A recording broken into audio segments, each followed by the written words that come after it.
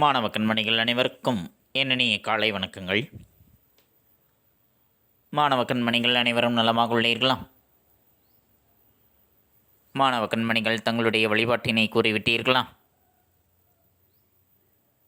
நன்றி. நான் ஒரு நல்ல ஆசிரியர்.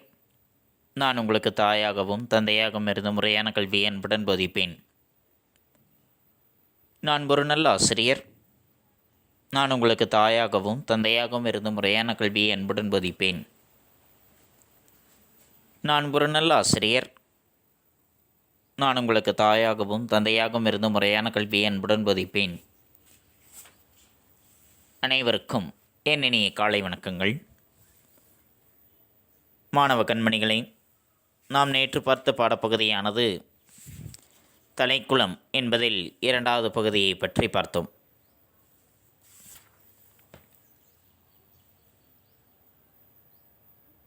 அந்த தலைக்குளம் ஊரானது நான் பிறந்த மண்ணிடம் என்னுடைய தந்தையை வைத்த வீடானது, அவர் கட்டிய வீடு சும்மா கிடக்கின்றது. அந்த தண்ணீர் குடித்துதான் நான் வளர்ந்தேன் என்று சொல்கின்றார். அதை விற்றுவிட்டு வாருங்கள், இந்த நாகரிக காலத்தில் யார் ஓடு போட்ட அந்த மர வீட்டில் தங்குவார்கள் என்று சொல்கின்றார்கள். தலைக்குளத்தினுடைய கதைகள், கன்னியார்கோண ஏலாவை பற்றிய கதைகள், ஞானியார் நீரோடை, புன்னை மரத்தினுடைய நிழல், இதனை பற்றியெல்லாம் தெரிந்து கொள்வதற்கு அவர்களுக்கு ஆர்வமில்லை. தொலைக்காட்சி, கேளிக்கைகள், கணினி விளையாட்டுகள் இவற்றில்தான் அவர்களுக்கு ஆர்வம்.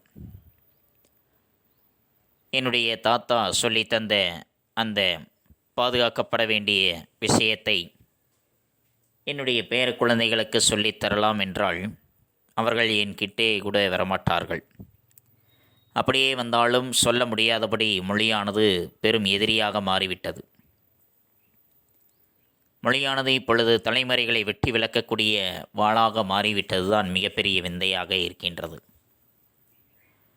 தார் உருகுகின்ற அந்த கடுமையான கோடை காலத்தில் மொட்டை மாடியினுடைய வெப்பமானது அப்படியே இறங்கி கண்கள் எரியும் பொழுது அன்றைய அந்த காலத்தினுடைய வயல்காற்றின் சலசலப்பை எல்லாம் நினைக்காமல் இருக்க முடியவில்லை.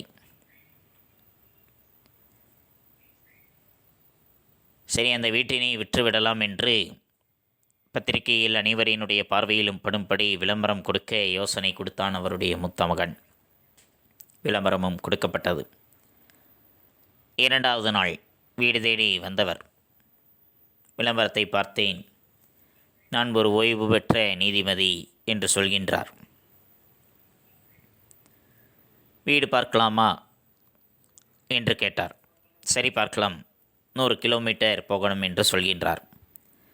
பயணம் செய்யும் பொழுதே தலைக்குளத்தை பற்றி, புன்னை மரத்தினுடைய குளிர்ச்சி நிறைந்த நிழலை பற்றி, காற்றில் மனம் கமழுகின்ற அந்த புன்னை மரத்தினுடைய பூவின் நறுமணம் அதனை பற்றி, அரச குளத்தங்கரையில் வளர்ந்து நிற்கக்கூடிய தாளம்பூ அதனுடைய நறுமணம், இதனை பற்றி எல்லாமே அந்த நீதிபதியிடம் இவர் விளக்கி கொண்டே வந்தார். இரவு நேரத்தில் பறவைகளினுடைய சலம்பல் ஒலி அந்த இரவு நேர நிசப்தத்தில் இனிய பாடலாக ஒலிக்கும் என்றெல்லாம் சொல்லிக்கொண்டே வந்தார். அவருக்கு மிகுந்த பெருமகிழ்ச்சியானது ஏற்பட்டது. ஊரை நெருங்கிவிட்டார்கள். வீட்டிற்கு செல்லக்கூடிய வழியிலிருந்து இடது பக்கமாக செல்லுகின்ற ஊடுவழி முழியும் இடத்தில்தான் தலைக்குளம்.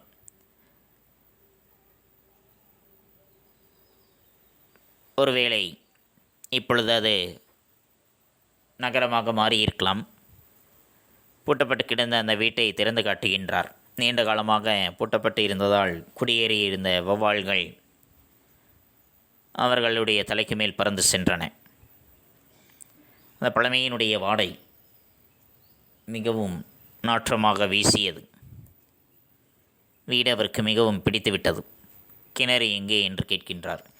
வீட்டின் பின்னால் தான் இருக்கின்றது என்று பின்வாசலை திறந்த பொழுது தொலைவில் மலை முகடு தெரிந்தது. எந்த மலை என்று கேட்டார். மேற்கு தொடர்ச்சி மலை. சரி, கிணற்றை பார்க்கலாம் என்று கிணற்றை எட்டி பார்க்கின்றார். கிணறானது தண்ணீர் இல்லாமல் வறண்டு கிடந்தது. அதனை பார்த்தவுடனே அவருக்கு இந்த வீடு வேண்டாம் என்று முடிவு செய்துவிட்டு அவர் காரில் ஏறி உட்கார்ந்து கொண்டார். நீங்கள் ஊருக்கு வருகின்றீர்களா என்று கேட்டார். இல்லை, நான் பேருந்தில் வருகின்றேன் என்று சொல்லி முடிப்பதற்கு முன்னதாகவே அவர் புறப்பட்டு சென்று விட்டார். சரி, தலைக்குளத்திலாவது நீந்தி குளிக்கலாம் என்று நினைத்து தலைக்குளத்தை நோக்கி நடந்து செல்கின்றார். அந்த இடத்தில் பார்த்தால் சப்ராஸ் என்று அவருடைய கண்ணில் பளிச்சிட்டது. தலைக்குளத்தினுடைய நினைவாக அதன் மேல் எழுப்பப்பட்டு இருந்த 2 மாடி கட்டிடம், அந்த புன்னமுட்டடி, கன்னியார்கோணம், ஏலம், அரசகுளம் எல்லாமே இப்பொழுது அழகழகான குடியிருப்புகளாக மாறிவிட்டது. இவற்றை பற்றித்தான் நாம் நேற்றைய பாடப்பகுதியில் கண்டறிந்தோம். மாணவ கண்மணிகளுக்கு நன்கு புரிந்திருக்கும் என எண்ணுகின்றேன். இன்று நாம் காண்பது இலக்கணம், படிமம், இணைக்கும் இலக்கணம் என்பதை பற்றி இன்றைய பாடப்பகுதியில் நாம் காண இருக்கின்றோம். படிமம் என்பது என்ன, அந்த படிமத்தினுடைய வகைகள் என்ன என்பதை பற்றி இன்றைய பாடப்பகுதியில் நாம் காண இருக்கின்றோம். பாடப்பகுதிக்குள் செல்வோமா மாணவர்களே?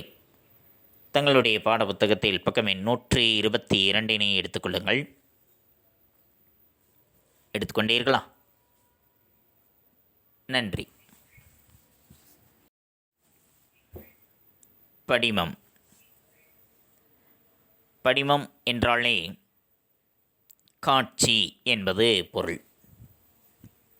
படிமம் என்றால் காட்சி என்று அதனுடைய பொருளானது. விளக்க வருகின்ற ஒரு காட்சியையோ அல்லது கருத்தையோ காட்சிப்படுத்தி காட்டுகின்ற உத்திதான் படிமம் என்பது. தான் ஒரு படக்காட்சியை விளக்க வேண்டும் என்று நினைக்கக்கூடிய அந்த காட்சியையோ அல்லது ஒரு கருத்தையோ அதனை காட்சிப்படுத்தி காட்டக்கூடிய, அதனை காட்சியாக மாற்றியமைத்து காட்டக்கூடிய ஒரு உத்திதான் படிமம் என்பது. காட்சித்தன்மை கொண்ட ஒன்றை அப்படியே காணக்கூடிய வகையில், காட்சித்தன்மை கொண்டிருக்கக்கூடிய ஒன்றை, ஒரு பொருளை அப்படியே அதனை காணக்கூடிய வகையில் வெளியிடுவதன் மூலமாக ஒருவித தெளிவை ஏற்படுத்தலாம். ஓவியத்தினுடைய அனுபவத்தை நாம் தரலாம். ஒரு புதிய முறையில் அதனுடைய தோற்றத்தினுடைய கூறுகளை நாம் எடுத்து காட்டலாம். அந்த கருத்துத்தன்மை இருக்கக்கூடிய ஒன்றுக்கு ஒப்பீட்டை காட்டி காட்சித்தன்மையை நாம் தரலாம். அதனுடைய கருத்துக்களை, அந்த படக்காட்சியானது தருகின்ற கருத்துக்களை மற்றவர்களுக்கு நாம் புரிய வைக்கலாம். இதன் மூலமாக காட்சிக்கு தெளிவு தரக்கூடியதும் அந்த கருத்தினை காட்சிப்படுத்துவதும் அந்த படிமத்தினுடைய பணிகளாக இருக்கின்றது. படிமத்தை உருவாக்குவதற்கு, ஒரு படிமம் என்பதை உருவாக்க வேண்டுமென்றால் அதனை உருவாக்குவதற்கு உவமை, உருவகம், சொல்லக்கூடிய முறை போன்றவை அனைத்துமே பயன்படுகின்றது. ஒரு படக்காட்சியை அப்படியே நாம் தெளிவுற வெளியிடுகின்றோம் என்றால் அதன் மூலமாக ஒரு ஓவியத்தினுடைய அனுபவத்தை நாம் தர முடியும். ஒருவித புதிய முறையில் அதனுடைய தோற்றத்தின் கூறுகளை நாம் எடுத்து காட்டலாம். ஒரு கருத்துத்தன்மையோடு இருக்கின்றதென்றால் அதற்கு ஒப்பீடாக காட்சித்தன்மையை நாம் தர முடியும். இதன் மூலமாக அதனுடைய கருத்துக்களை நம்மால் புரிய வைக்க முடியும். காட்சிக்கு தெளிவு தருவதோடு கருத்தை காட்சிப்படுத்துவதும் படிமத்தினுடைய பணிகளாக இருக்கின்றன. உதாரணத்திற்கு தேவதேவன் அவர்கள் எழுதிய ஒரு கவிதை. வெயில் மழைக்கு சொரணையற்ற எருமை குத்திட்ட பாறையாக நதிநீரில் கிடக்கும். வெயில் மழைக்கு சொரணையற்ற எருமை குத்திட்ட பாறையாக நதிநீரில் கிடக்கும். இதில் எதனை சொல்கின்றார் என்றால், எருமையினுடைய அந்த சுரணையற்ற தன்மையை பாறையினுடைய ஒப்பீட்டினால் படிமப்படுத்துகின்றார் கவிஞர். பாறைக்கு வெயிலும் தெரியாது, மழையும் தெரியாது. கடுமையான வெயில் அடித்தாலும் சரி, கடுமையான மழை பெய்தாலும் சரி, அது அப்படியே தான் இருக்கும். அதனைப் போலதான் எருமையும். இந்த எருமை அதே போல் மழையில் நனைகின்றது என்றாலும் அதற்கு மழையும் தெரியாது. அதே போல் கடுமையான வெயில் அடிக்கின்றது என்றால் அதற்கு வெயிலும் தெரியாது. அதற்கு சுரணை என்பது இல்லாது இருக்கக்கூடிய தன்மை. அந்த எருமையினுடைய சுரணையற்ற தன்மையை இங்கே பாறையோடு ஒப்பிடுகின்றார் இந்த கவிஞர். இது ஒரு காட்சியை, அந்த படக்காட்சியை இப்போ நம் கண் முன்னே கொண்டு வந்து நிறுத்துகின்றது. ஒரு பாறை, ஒரு எருமை. கடுமையான வெயில் அடிக்கின்றது, அப்படியே தான் இருக்கின்றது. கடுமையான மழை பெய்கின்றது, இரண்டும் அப்படியே தான் இருக்கின்றது. எவ்வித மாற்றமும் இல்லை. ஆனால் பாறை உயிரற்றது, எருமை உயிர் உள்ளது. ஆனால் இரண்டுக்குமே சுரணை என்பதே இல்லை. அதனை பாறையோடு ஒப்பிடுகின்றார்.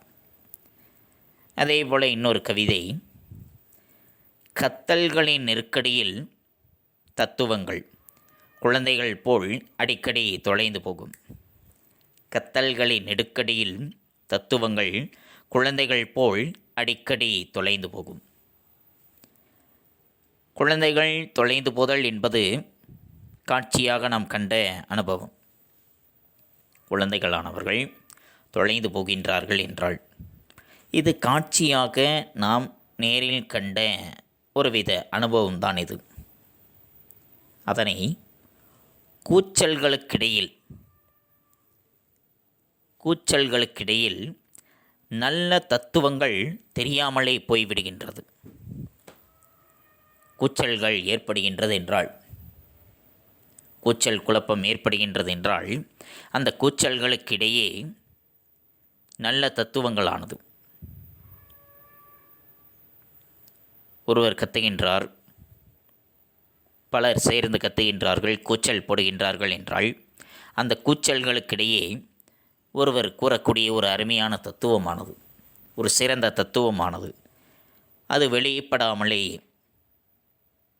வெளியில் தெரியாமலேயே காணாமல் போய்விடுகின்றது என்ற கருத்தை உணர்த்துவதற்கு அந்த குழந்தைகள் தொலைந்து போதல் என்ற காட்சியை உவமையாக இங்கு பயன்படுகின்றது. இந்த இடத்தில் உவமை என்பது அந்த படிமம் காட்சியமைக்க உதவக்கூடியது. இது ஒரு கருத்தினை படிமப்படுத்தி இருக்கக்கூடிய ஒரு கவிதையாக அமைகின்றது. புரிந்ததா மலர்களே? நன்றி. சங்க இலக்கிய பாடல்களில் இது புதுக்கவிதைகளை பார்த்தோம்.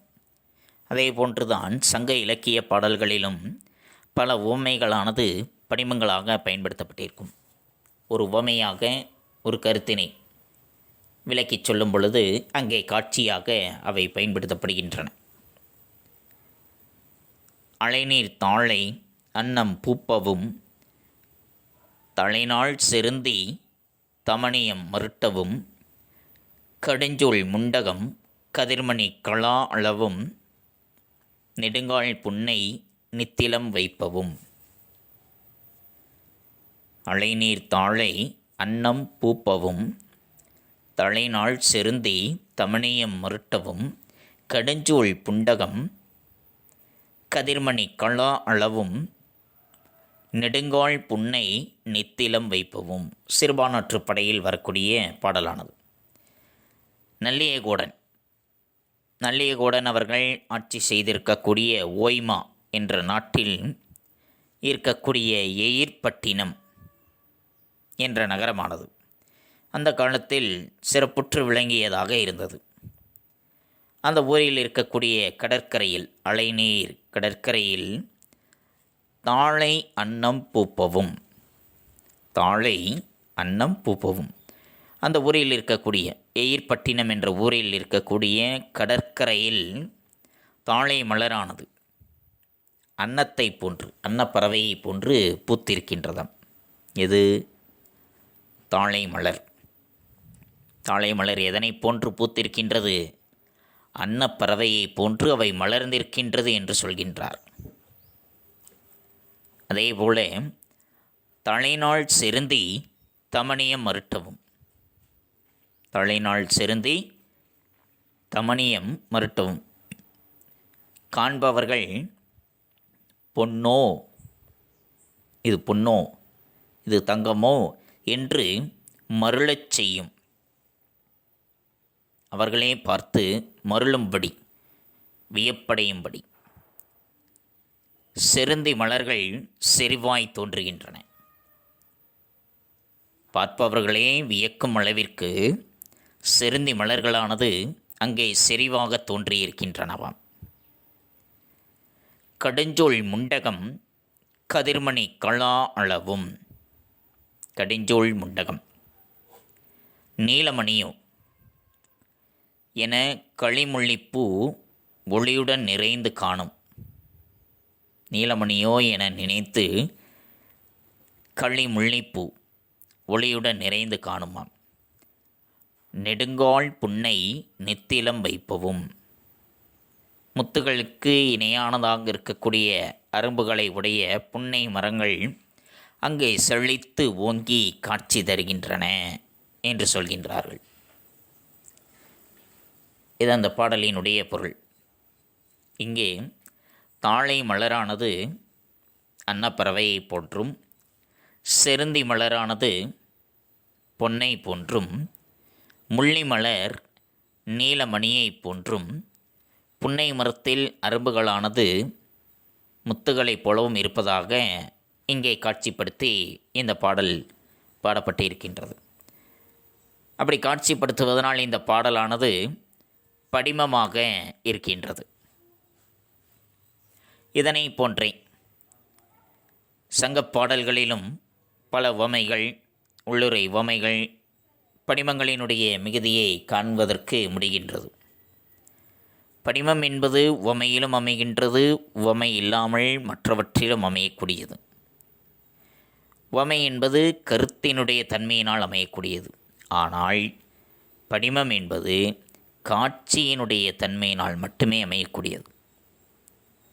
ஒரு காட்சியினை அங்கு அழகுபடுத்த படிமத்தை பயன்படுத்துகின்றார்கள். அப்படி படிமத்தை அழகுபடுத்த மட்டுமே பயன்படுத்துவது என்பது இருக்கக்கூடாது. ஒருவித கருத்தையோ அல்லது உணர்ச்சியையோ ஆழப்படுத்துவதற்கும் படிமம் என்பது பயன்படுகின்றது. இப்போ நான் பிச்சமூர்த்தி அவர்கள் எழுதிய மாந்தோப்பு வசந்தத்தின் பட்டாடை உடுத்தியிருக்கிறது என்று சொல்லியிருக்கின்றார். ஒரு மாந்தோப்பானது வசந்தத்தினுடைய பட்டாடை உடுத்தியிருக்கின்றது என்றால் வசந்த காலத்தினுடைய, அந்த பருவ காலத்தினுடைய அழகு தோன்ற அவை அமைந்திருக்கின்றது. இப்போ பருவ காலத்தினுடைய அழகு தோன்றவை அமைந்திருக்கின்றன என்றால் இலைகள் பூந்தளிர்களாக இருக்கின்றன, அதனுடைய மலர்கள் மலர்ந்திருக்கின்றன, அதிலிருந்து காய்கள் காய்த்திருக்கின்றன. இப்படி அந்த பருவகாலத்தினுடைய அழகு தோன்ற அவை இருக்கின்றன என்பதைத்தான் அந்த படிமமானது உணர்த்துகின்றது. இப்படி பூக்களும் தளிர்களுமாக பட்டாடையை மரம் போர்த்தியிருப்பதாக காட்டி அதனை பெண்ணாக காட்சிப்படுத்துகின்றது அந்த கவிதை. உவமை உருவகம் எதுவும் இல்லாமல் பட்டாடை உடுத்திய பெண்ணின் தோற்றத்தை அல்லது பூத்திருக்கக்கூடிய அந்த மரத்தின் தோற்றத்தோடு அவை இணைக்கின்றது. இது உள்ளார்ந்த ஒப்பீடு அதில் இணைந்திருக்கின்றது. இப்படி உவமை உருவகத்தைப் போல படிமமும் வினை, பயன், மெய், உரு ஆகிய நான்கினுடைய அடிப்படையில் தோன்றும் என்கின்றார்கள். எப்படி உவமை உருவகம் ஆகிய இரண்டும் வினை, பயன், மெய், உரு இந்த நான்கினுடைய அடிப்படையில் தோன்றுகின்றதோ அதனைப் போல படிமமும் வினை படிமம், பயன் படிமம், மெய் படிமம், உரு படிமம் என்று இந்த நான்கினுடைய அடிப்படையாக தோன்றுகின்றது என்று சொல்கின்றார்கள். எந்த வகையான படிமமாக இருந்தாலும் சரி, அது ஒரு காட்சியினை ஒரு காட்சி வழியாக தன்னுடைய கருத்தினை விளக்கக்கூடிய ஒருவித உத்தியாகத்தான் அதனை பயன்படுத்துகின்றார்கள்.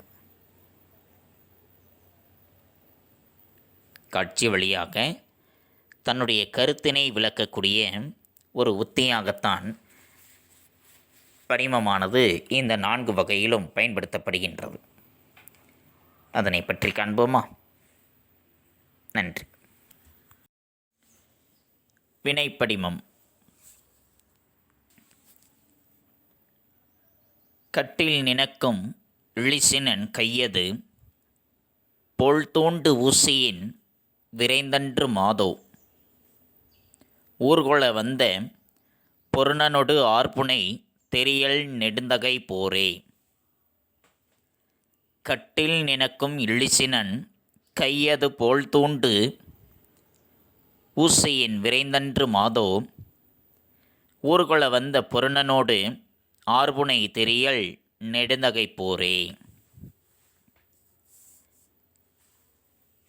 கட்டில் நினக்கும் இழிசினன் கையது. கட்டிலை பின்கின்றார்கள். கயிற்றுக்கட்டில் இருக்கின்றதல்லவா, அந்த கயிற்றுக்கட்டிலை பின்னுகின்ற ஒருவனினுடைய கையானது, கயிற்றுக்கட்டிலை பின்னக்கூடிய ஒருவனினுடைய கையானது போழ்தூண்டு ஊசியின் விரைந்தன்று மாதோ, ஊசியானது எவ்வளவு வேகமாக வாரை செலுத்துமோ, ஊசி எந்தளவிற்கு வேகமாக தன்னுடைய வாரை செலுத்துமோ அந்த அளவிற்கு விரைவானதாக செயல்படும். இது கட்டிலை பின்கின்ற ஒருவனினுடைய கை. அந்த கை ஊசியானது எவ்வளவு வேகமாக இந்த வாரை செலுத்துமோ அவ்வளவு விரைவானது ஊர்கொள வந்த பொருணனோடு ஆர்புனை தெரியல் நெடுந்தகை போரே. இந்த ஊரை கைப்பற்றுவதற்காக வந்திருக்கக்கூடிய வீரனோடு இந்த நெடுந்தகை நடத்திய பெரும் போர் என்று அந்த வினையை, அவர் செய்கின்ற போரை, அவர் செய்யக்கூடிய அந்த செயலை காட்சிப்படுத்துகின்றது அந்த பாடலானது. வினை என்றால் செயல்.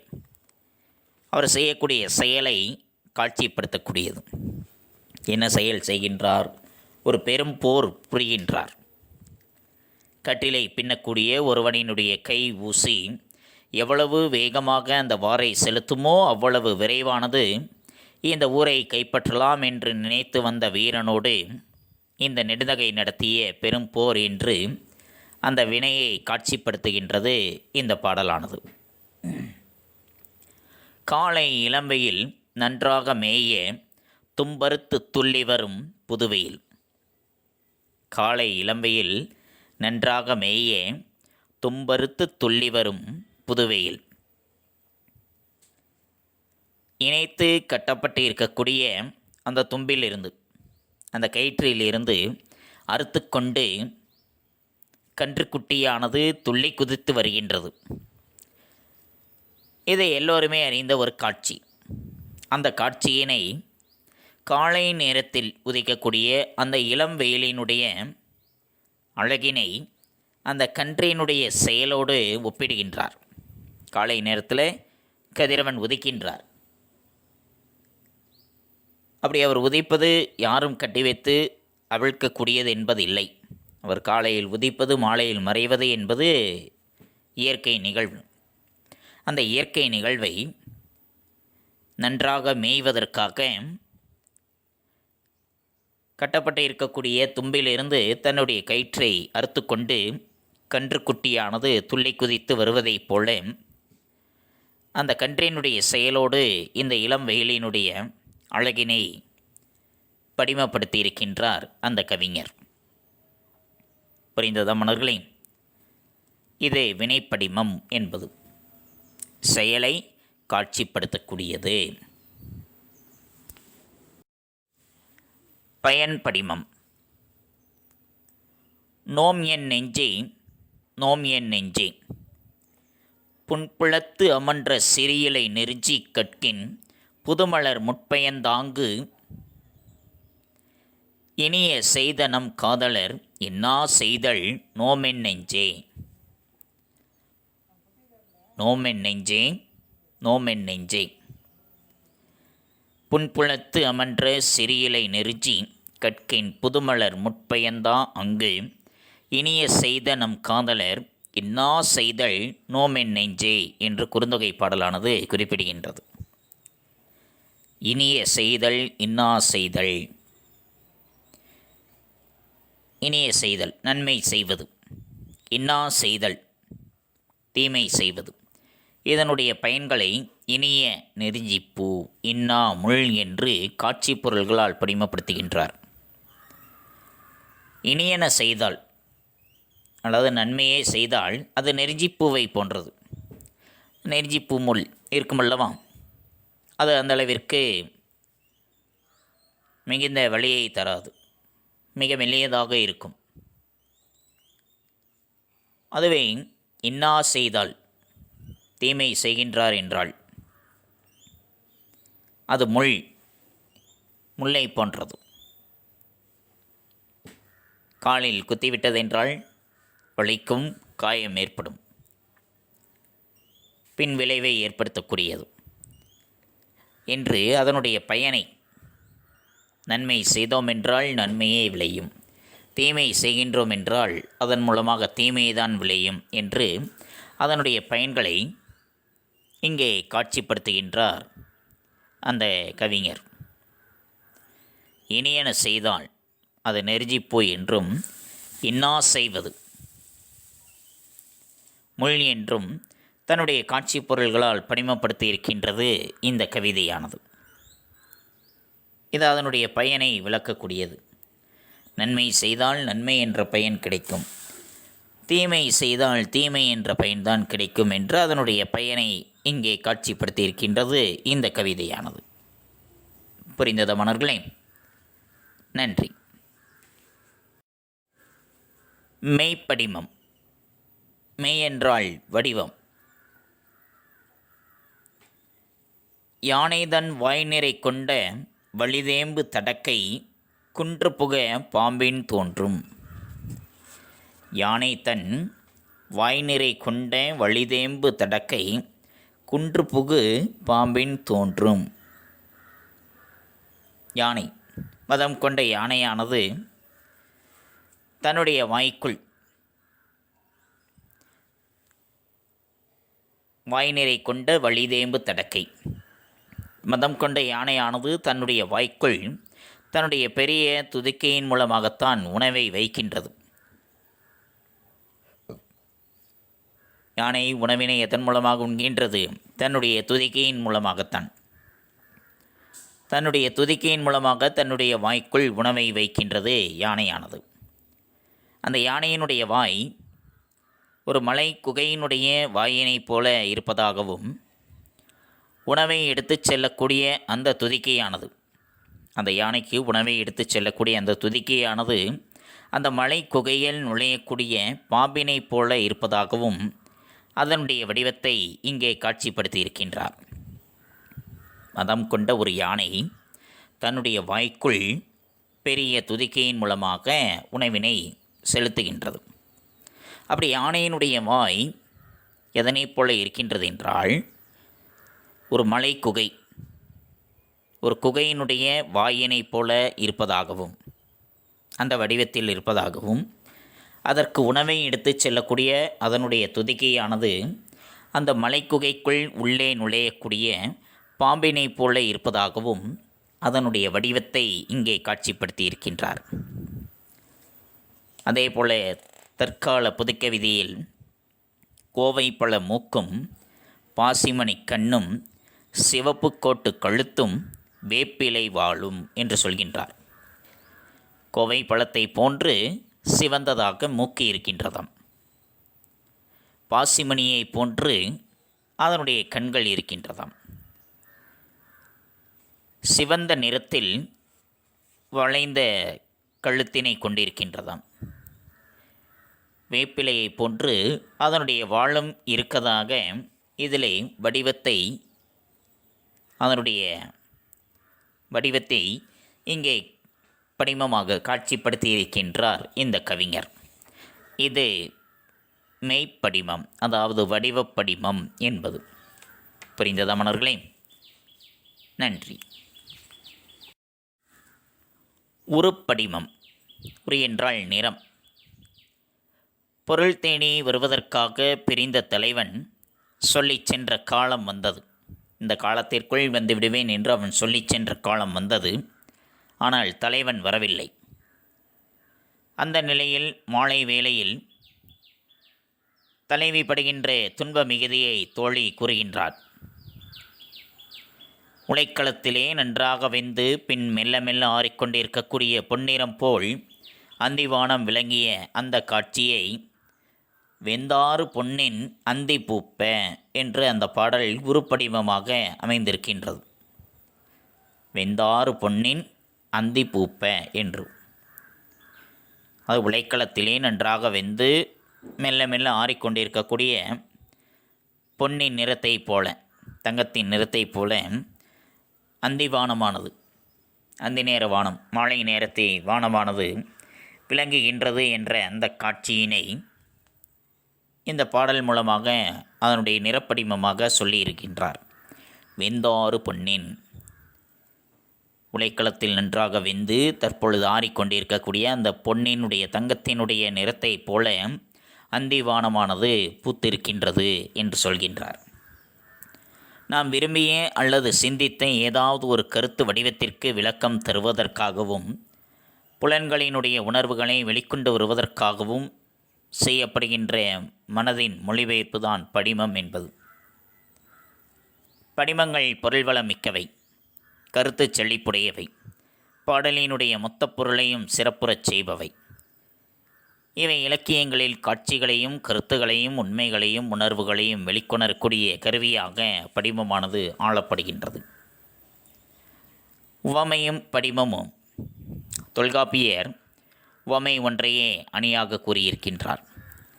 காட்சி தரக்கூடிய உவமைகள், காட்சி தரா வெறும் உவமைகள் என இரண்டு பிரிவாக உவமைகளை பிரிக்கலாம். சங்க இலக்கிய பாடல்களில் பெரும்பாலும் உவமைகளின் வழியே சொல்ல வந்த கருத்தை மேலும் அழகுபடக் கூறுகின்றார்கள். சங்க இலக்கியங்கள் பெரும்பாலும் காட்சி தரும் உவமைகளையே ஆண்டுள்ளன. படிமம் என்பது உவமையினாலும் அமைவது. படிமம் காட்சி தரும் உத்தி என்பதால் காட்சி தரும் உவமைகளை மட்டுமே அது பயன்படுத்தி கொள்கிறது. அந்த வகையில் உவமை கோட்பாடு படிமத்திற்கு தோற்றுவாயாக இருக்கிறது. படிமச் சிந்தனை இவ்வகையில் நம்மிடமிருந்த ஒன்றுதான், புதியதாக மேலை நாட்டிலிருந்து பெற்றுக்கொண்டதன்று.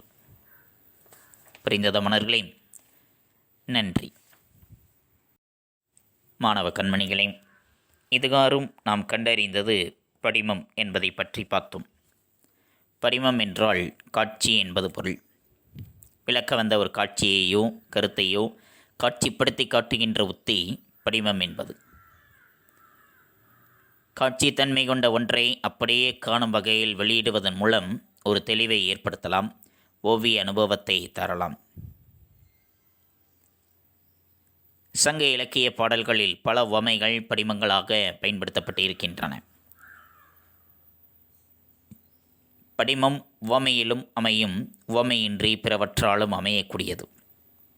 உவமை கருத்துத்தன்மையாலும் அமையும், ஆனால் படிமம் காட்சித்தன்மையால் மட்டுமே அமையக்கூடியது. உவமை உருவகம் போல படிமமும் வினை, பயன், மெய், உரு ஆகியவற்றினுடைய அடிப்படையில் தோன்றுகின்றது. வினைப்படிமம் அதனுடைய செயல், என்ன செயல் என்பதை காட்சிப்படுத்துகின்றது. பயன் படிமம் அந்த செயலினால் விளையக்கூடிய பயன் என்ன என்பதை, அந்த பயனை காட்சிப்படுத்துகின்றது. மெய்ப்படிமம் அதனுடைய வடிவத்தினை, அந்த பொருளினுடைய வடிவத்தை அங்கே காட்சிப்படுத்துகின்றது. உருப்படிமம் அதனுடைய நிறத்தினை, ஒரு பொருளினுடைய நிறத்தினை காட்சிப்படுத்துகின்றது உருப்படிமமானது. இவற்றை பற்றித்தான் இன்றைய பாடப்பகுதியில் கண்டறிந்தோம். மாணவ கண்மணிகளுக்கு நன்கு புரிந்திருக்கும் என எண்ணுகின்றேன்.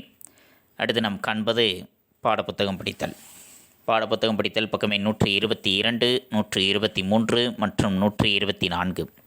பக்கம் எண் 122 படிமம் என்பதில் ஆரம்பித்து பக்கம் எண் 124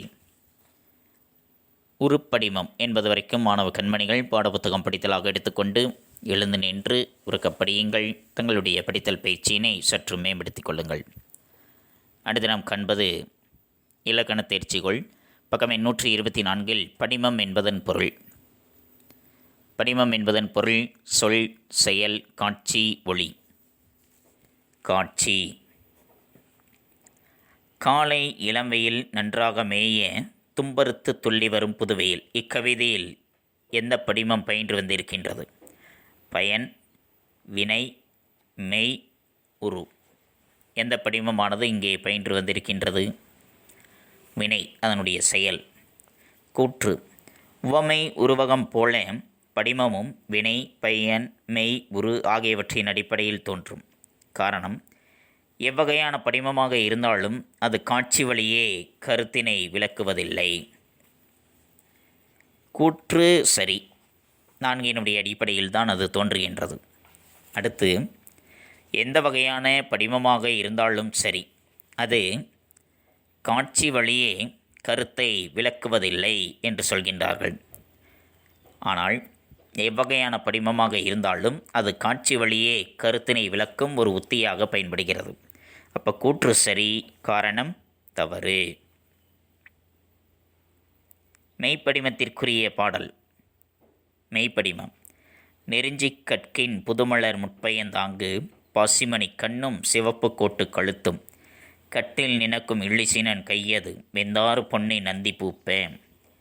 இது மெய்ப்படிமத்திற்கு பாசிமணி கண்ணும் சிவப்பு கோட்டு கழுத்தும் என்பது.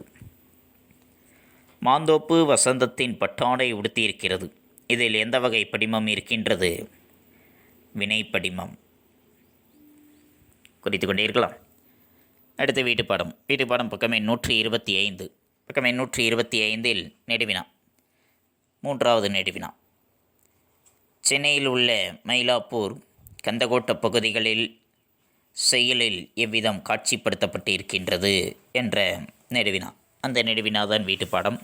அதற்குரிய விடையானது தங்களுடைய கோனார் தமிழ் உரையில் பக்கம் எண் 189 இடம்பெற்றுள்ளது. பக்கம் எண் 189 சென்னையில் உள்ள மயிலாப்பூர், கந்தகோட்டம் ஆகிய பகுதிகள் செயலில் எவ்விதம் காட்சிப்படுத்தப்படுகின்றன. மயிலாப்பூர் இளம் பெண்கள் ஆரவாரத்தோடு கொண்டாடும் திருவிழாக்கள் நிறைந்த வீதிகளை உடைய பெரிய ஊர் திருமயிலை. அங்கு எழுச்சிமிக்க விழாக்கள் நிகழும். மயிலை கபாலீஸ்வரம் என்னும் கோவிலில் வீற்றிருக்கும் இறைவனுக்கு பூசையிடும் பங்குனி உத்திர ஆரவார விழாவினை காணாமல் செல்வது முறையாகுமா? பூக்களை போன்ற பாவையரே என்று வினா எழுப்புவதன் மூலம் மயிலாப்பூரின் சிறப்புகள் காட்சிப்படுத்தப்படுகின்றன. கந்தகோட்டம். அறம் செய்வார் நினைத்திருக்கும் சென்னையின் ஒரு பகுதியே கந்தகோட்டமாகும். அறச்செயல்கள் யாவும் நிகழ்வதால் அந்த பகுதி சிறப்பான பகுதியாக சித்தரிக்கப்படுகிறது.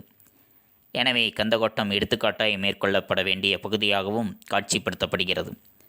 இந்த வினாவிடைதான் வீட்டுப்பாடம். இதில் மயிலாப்பூர் எழுதி கொள்ளுங்கள், 2ஐயும் படித்து கொள்ளுங்கள். எழுதுவது முதல் பத்தி மட்டும், படிப்பது 2 பத்திகளும். தெளிவுரை எழுதுங்கள், தெளிவுரை படியுங்கள். தங்களுடைய படித்தல் பயிற்சியும் தங்களுடைய கையெழுத்து பயிற்சியும் சற்று மேம்படுத்திக் கொள்ளுங்கள். மீண்டும் அடுத்த பாட வேளையில் சந்திப்போம். நன்றி, வணக்கம்.